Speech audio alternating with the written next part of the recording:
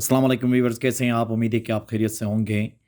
हम उर्दू ज़बान में अक्सर ऐसे जुमले इस्तेमाल करते हैं जैसे कि खुदा के लिए मुझे अकेला छोड़ो, खुदा के लिए सच बोलो, अल्लाह ना करे कि उसकी नौकरी चली जाए, अल्लाह ना करे कि वो फेल हो जाए।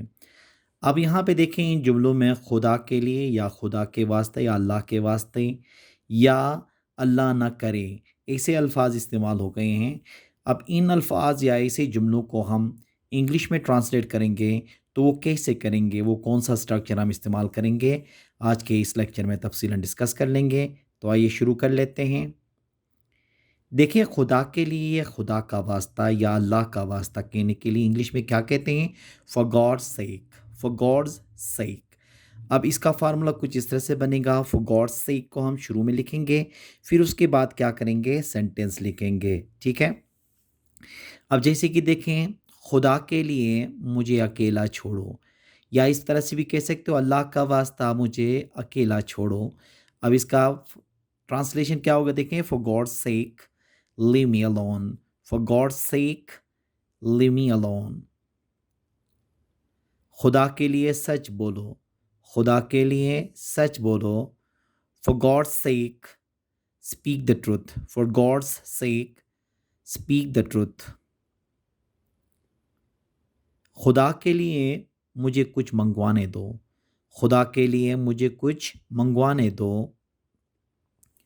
For God's sake let me get something brought, for God's sake let me get something brought।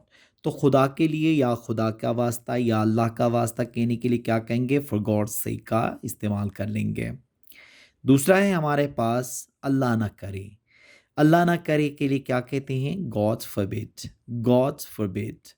अब इसका फार्मूला बनेगा गॉड फॉरबिड प्लस सेंटेंस। ठीक है। जैसे कि अल्लाह ना करे कि उसकी नौकरी चली जाए, अल्लाह ना करे कि उसकी नौकरी चली जाए। God forbid he loses his job, God forbid he loses his job। अल्लाह ना करे कि वो फेल हो जाएं, अल्लाह ना करे कि वो फेल हो जाएं। God forbid he fails, God forbid he fails। अल्लाह ना करे कि वो इस कंपनी को छोड़ें, अल्लाह ना करे कि वो इस कंपनी को छोड़ें। God forbid he leaves this company, God forbid he leaves this company।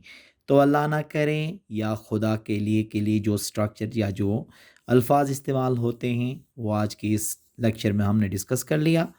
उम्मीद है कि आज का ये लेक्चर आपको पसंद आया होगा। Thank you very much.